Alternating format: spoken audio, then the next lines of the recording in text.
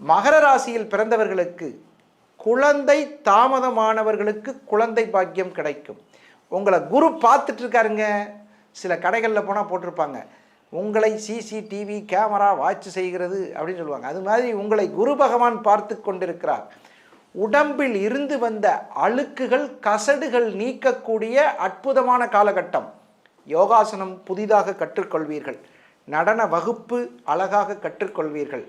பொருளாதார மேம்பாடு சிறப்பாக இருக்கும். புதிய வாய்ப்புகளில் வெற்றி பெறுவீர்கள். உங்களை மேடைக்கு அழைத்து பாராட்டுவார்கள். புதிய வீடுகள் கிடைக்கும். வீடுகள் கிடைக்கும். வார்த்தையை நல்லா கவனிங்க. புதிய வீடுகள் கிடைக்கும். அப்படின்னா நான் 2-3 வீடு வாங்குறதுக்கான இந்த 2026 உங்களுக்கு நல்லாயிருக்கும். இந்த 2026 நீங்கள் வணங்க வேண்டிய தெய்வம் 2 தெய்வம் சொல்லப்படுகிறது.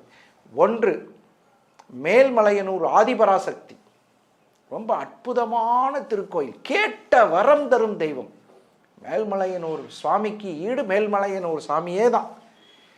எதுக்கு சார் எங்களுக்கு சக்தி பீடத்துக்கு போக சொல்கிறீங்க? சந்திரன் தான் உங்களுக்கு 7ஆம் அதிபதி. அந்த 7ஆம் அதிபதியாக இருக்கக்கூடிய சந்திர பகவான் உங்களுக்கு சகல ஐஸ்வர்யத்தையும் தரக்கூடிய மேல்மலையனூர் ஆதிபராசக்தியினுடைய அற்புதங்கள் உங்களுக்கு ரொம்ப நல்லா இருக்கும்.